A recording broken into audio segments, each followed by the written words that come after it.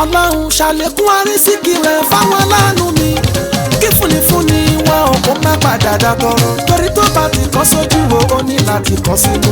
Bù fún ọ bí òkun kan bù fèmí náà bí ọ̀sà. Ṣàlékún àrísìkí rẹ̀ fáwọn aláàánú mi kí fúnni wọn ò kó má padà dàtọ̀rọ̀ torí tó bá ti kọ́ sójú wo ó ní láti kọ́ sínú. Bù fún ọ bí òkun kan bù fèmí náà bí ọ̀sà. Gbogbo aláàánú mi pátá jẹ́ kó má rí ṣe sí tó bá ṣe ṣá kékeré jẹ́ kó rèrè gbọ́gbọ́ yìí. Àgbàdà sáìdá dákun má jẹ́ kó yàtọ̀ wọn. Akíkanjú wọn má padà wọ́n dàbí mọ́ra. Ṣàlékún àrísìkí rẹ̀ fáwọn aláàánú mi kí fúnni wọn ò kó má padà dàtọ̀rọ̀ torí tó bá ti kọ́ sójú owó ní láti kọ́ sí. Kú fún ọ bí ogun kábù sẹ́ni náà bí ọ̀sà. Àrẹ̀mú mo ní bàbá kan tó ń kẹ́ mi gẹ́gẹ́ bí ẹyin. Mo máa ń dúpọ̀ fọlọ́hún wọn bá ní pé mo mọ̀rú ẹ̀. Alájì Abdulfata yìí Bọ́lá Dálé Azeez aláṣẹ Bọ́lá má Ọlọ́run máa bá mi sọ. Àtàlájì Hasan Babalọ́lá ẹ̀ ṣe ọjọ́. Ọ̀tá bá torí yín dáná wọn padà kó sí fúnra wọn ni. Ṣàlékún àrísìkí rẹ̀ fáwọn aláàánú mi kí fúnni wọn ò kó má padà dàtọ̀rọ̀ torí tó bá ti kọ́ sójú owó ní láti kọ́ sí. Kú fún ọ bí ogun kábù sẹ́ni náà bí ọ̀sà. Alájì Razak Àyìndé mo kí yín gidi ọkọ Ràṣídà ó ti ká onírèlè láéláé torí gbogbo ẹni tó súnmọ́ yín lẹ́ńdún nínú. Bàbá Miriam àgbàáwo akéwèjẹ gidi ni òun ní kọ́kọ́ Àtàlájì Ganiyu Àjíbádé Akéwúṣọlá agbára ìdáhùn sí àdúrà ni. Ṣàlékún àrísìkí rẹ̀ fáwọn aláàánú mi kí fúnni wọn ò kó má padà dàtọ̀rọ̀ torí tó bá ti kọ́ sójú owó ní láti kọ́ sí. Kú fún ọ bí ogun kábù sẹ́ni náà bí ọ̀sà. Alájì Tajudeen Ṣọlá Ajíbọ́lá mi Tájù Ibrahim ọmọ Elékùrú nílùú Ìlọrin bàbá Táyéwò Kẹ́hìndé bàbá Ibrahim olóore mi Tajudeen kì wá ṣe torí kálẹ̀ kí Ṣọlá ọkọ Ìyábọ̀dé gbogbo kúdùpò kọ̀ọ̀kan tó fi ṣoore fún dàrú tọmọ ẹ jẹ́ káàkì káyìn kọ́lọ́hún tó dáná bá wa kí. Ṣàlékún àrísìkí rẹ̀ fáwọn aláàánú mi kí fúnni wọn ò kó má padà dàtọ̀rọ̀ torí tó bá ti kọ́ sójú owó ní láti kọ́ sí. Kú fún ọ bí ogun kábù sẹ́ni náà bí ọ̀sà. Alájì Ganiyu Oríyọmí mi dáńgádò akọni ọlọ́bàmọ̀jọ tó lówó kan tí mo tún mọ̀ tí kì í rojú kó tó ṣòro ọkọ̀ Àbákẹ́ Adé mi bámi kíbi sínìlá yìí bàbá Ikimọ̀ ọkọ̀ Ṣẹ́kì pẹ̀lú bàbá Káùsàrà Dámì Ọlọ́run là Èṣù. Ṣàlékún àrísìkí rẹ̀ fáwọn aláàánú mi kí fúnni wọn ò kó má padà dàtọ̀rọ̀ torí tó bá ti kọ́ sójú owó ní láti kọ́ sí. Kú fún ọ bí ogun kábù sẹ́ni náà bí ọ̀sà. Ó yẹ bá mi kárí rágbì kí olókè méjì nílé Abọ́lájí Àdùkẹ́mi Mújídàtù Ayálájí Ahmed ọmọ Àyàndóṣù Ọlá Mama Surprise tó ń bẹ ní Dublin Àdùkẹ́ Kọ́lá ń ṣọ ẹ gbogbo EFG bàtà wọn ní ń kì í ẹ dáadáa. Alájí Kamaldeen ọkọ̀tà Ìbàdàn àránsí ọlá ọmọ ẹ̀dẹ̀mọ̀ kó arógun ni ànàmú eléyìí tún ṣe èèyàn kan náà máa gbé e ga. Bá mi ká lọ sóhun apẹ̀rán nílé ọmọ lájẹrò ọmọ olóró àìbẹ́jẹ ọmọ ṣòro kaláyà lọ́nà oko. Alájí Fatahi Ọládìméjì lájẹrò ọ̀pọ̀ alájà Adéjọ́kẹ́ ní bàbá Triple M ajá ló ti pa ó ẹ̀ agbára fáwọn onírin ọmọ bàbá Fútàwù mi kọ́nà Ọlámilékan Àlàní ọmọ àwọn ní ìyàgbá kí ọkọ̀ Àìṣàtù Bíọ́dún Ọládìméjì mi kọ́ ewé ńlá ọlá bàbá Malik bàbá wúrà ọlá bá mi tẹ́jú Akeem White ọmọ Dòsùnmú ọmọ Abu bàbá Abu ẹ bá mi kó lólùfẹ́ mi dáadáa ọmọ lájẹrò Ọládìméjì máa ṣàìsàn.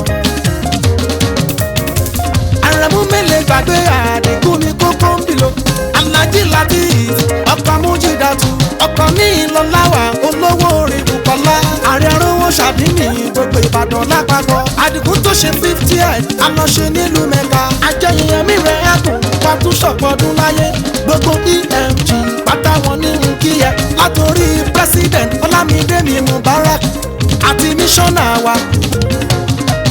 Mo tí ń láyà nínú babaláyé tẹ̀ ọ́ Àdànàbí Sálíù Àyìnlá Ọmọkéwú lérè ọ́ ẹ̀jà ló ní Bùhákìm ọmọọba nídò Ọ̀ṣun Ọ̀làwálé mi Badmus ọkọ̀ Kàfáyàtù Aláké. Mo tí ń láyì bàbá lápẹ́tẹ́ nìbàdàn gbogbo wọn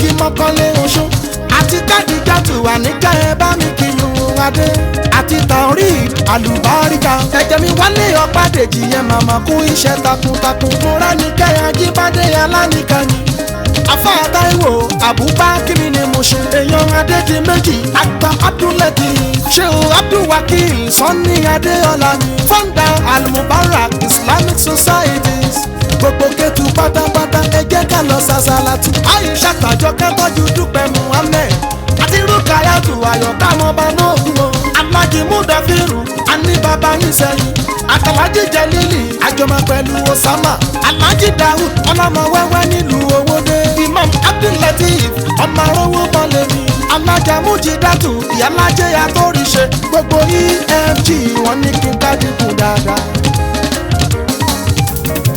Alhaji Ibrahima Babátúndé mi ọmọ Mọ̀rítàtọ̀ ọkọ̀ Bọ́láńlé bọ́tàbà torí aṣọ ògùn wọn forí ẹgbẹ́ tímọ́tímọ́ Alhaji Mutiulahi Adamsi Ọláwálé bọ̀bọ̀ ọkọ̀ alájà Àlímọ́ gbogbo wọn láwa Adésínà Jàfó Authority Raji kíkú máyà yín àrùn onígbèyìnbè àmì. Alhaji Mubarak Oríyọmí Ọláìyá ayé lówó mọ ọ̀rẹ́ mi tó ń bẹ l'Abidjan ọkọ̀ Bùkọ́lá bàbá Yọmídé bàbá fẹ́ràn mi ayé lówó mọ olórúkọ tó gbọ̀gbọ̀n gidi gan ni.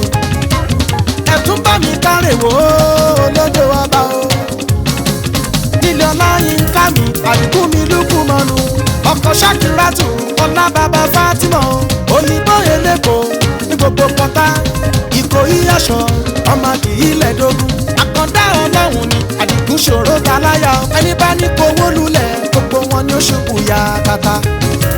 Alhaji Ibrahima Ọlátúnbọ̀sún àkànbí mi ẹbọ ni o barista lọ́ọ̀yà làkànbí nílùú London ọkọ̀ alájà Zainab àkànbí aláàánú mi ni. Ẹ̀yin èèyàn tẹ́ bá fẹ́ ralẹ̀ tó jójú lówó no doubting IAS Unique Homes and Properties ní kẹ́ máa bọ̀ wá. Ayọ̀bámi Adélani àkànjí ẹkú iṣẹ́ takuntakun kọ́dá mọ́dínà orí ọ̀fẹ́ ní ihun kí ẹ kánà mọ́ta ní ìhù bàbá Kàfáyá ní ihun kí ẹ Kàlẹ́fà Abdulhafiz ọmọ jagun ń kí ẹ Kàlẹ́fà Sulaiman Alihuda ń kí ẹ Abíọ́dún ọ̀rọ̀kọ̀ bàbá Yétúndé ń kí ẹ ọkọ̀ Mọ̀dínàtù Ìwó Olódò ọba Akíntúndé Oyèládé ọ̀rọ̀ lọ́mọ pìsẹ́ńtà Kúnlé Abọ́ládé dòdò èdè tó gbajúmọ̀ Abíọ́dún Adéoyè afẹ́fẹ́ ọ̀rọ̀ ń kí ẹ àti fọ́nkálẹ́lúyà gbogbo wọn náà ṣàdúrà pé IAS lókèlókè lẹ́ ò máa lọ.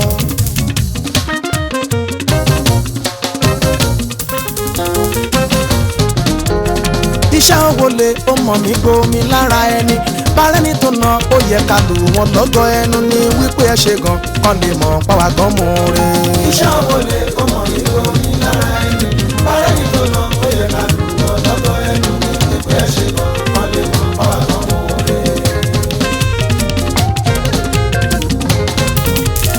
Abíọ́dún mi Tùràkì ní Dangote tiwa ìránṣẹ́ Ọlọ́run ni kò sì kọ́ṣẹ́ fọba tó ràn kiri kì í dáṣẹ́ ọwọ́ ẹ̀jẹ̀ àfibi tọ́lọ́run bá ràn lọ ọlọ́jú olóore tí kì í ṣoore káyé lè rí Afáláyíndé ọkọ̀ di ọlá mi Dangote wa tó bá fún ẹlẹ́gbẹ̀rún kan ní gbangba táyé rí a tún fún ẹlẹ́gbẹ̀lẹ́gbẹ̀ ní kọ̀kọ̀ ló jẹ́ ká mọ̀ wípé olóore tí kì í ṣoore kárí mi ni.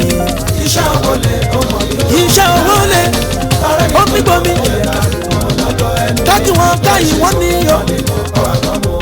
Àṣírí kan ń bẹ nípa Tùràkì tí mo fẹ́ sọ tí ó sì máa jẹ́ kìlọ̀ fún gbogbo àwọn àbínú ẹni. Tùràkì Aláìndé ọba ọmọ àkàndá Ọlọ́run ni fúnra Ọlọ́run ló sọ gbogbo olùṣọ́ kankan kó bá ń sọ.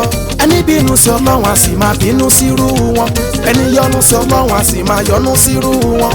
Ibùdó òkun tí gbogbo ayé ń bomi tán fẹ́ mu ni ẹni tó bá wá sọ́pọ̀ máa gbẹ a ò wulẹ̀ mú ẹ mú mi ni. Ó ń ṣe fónílé ṣe fàlejò ṣe fún tẹrú tọmọ. Tùràkì Aláìndé ọkọ̀ di ọlá mi Dangote ó yàtọ̀ sáwọn olówó tí tálíkà ò lè wọlé ẹ̀ kó jẹun. Tùràkì aláàánú tiwa ní kọ́lọ́hún bá wa ṣọ́. Iṣẹ́ owó lè ó mọ̀ mí gbomi lára ẹni bárẹ́ni tó na ó yẹ ká lù wọ́n lọ́gọ́ ẹnu ní wípé ẹ ṣe gan kan lè mọ̀ pàwá gan mú rin. Ènìyàn tó kó ní mọ́ra tó báláyà tó jó ní kanra ayé lè máa rọgbọ́n láti gbé fún amáyọ́ṣoore ni Adéọlá aya Turaki la máa kí gidi gan torí bákan ṣe ṣoore ló tún sọ fún pé kó tẹra mọ́. Aishatu Adéọlá dára ó nínú re ìyàwó ànábì tó ń bá jorúkọ ló fi inú re jọ. Ìjẹ̀ṣà ṣeré onílẹ̀ òbí ẹlẹ́ni ẹwẹ́lẹ́ má bá ẹ̀ dé Ìjẹ̀ṣà lọ́jọ́ kan tó o bá ṣe ń re. Tẹ́ bá ti fẹ́ raṣọ Moshood fabric nìjà máa lọ àtàwọn ìpara tó máa mára jọ̀lọ̀ sára di tuntun. Adéọlá ní Aisha ìyálájẹ́ ni àríkọ́ṣe láìṣàtù fún gbogbo obìnrin olóríire. Adéọlá aya Turaki o Turaki o Turaki o Turaki o Àyìndé o. Turaki bàbá Jamiu bàbá Mọ̀sílá tó lọ Khairi ni bàbá Royan bàbá Adini Ìbàràgùn lápapọ̀ ọkọ ìyá Adini Ìkẹjà local government Olúwọmọ Adini Òkè ọ̀nà Ẹ̀gbá lápapọ̀ Turaki Adini Ìjọkun Fáyàkùn pátá ọkọ̀ arówó ṣàdínì Òkè ọ̀nà Ẹ̀gbá lápapọ̀ Ìṣàtù Ìyálóde Ìjọkun Fáyàkùn aya rere ni Adéọlá aya Turaki o Turaki o Turaki o Turaki o Turaki o Àyìndé o.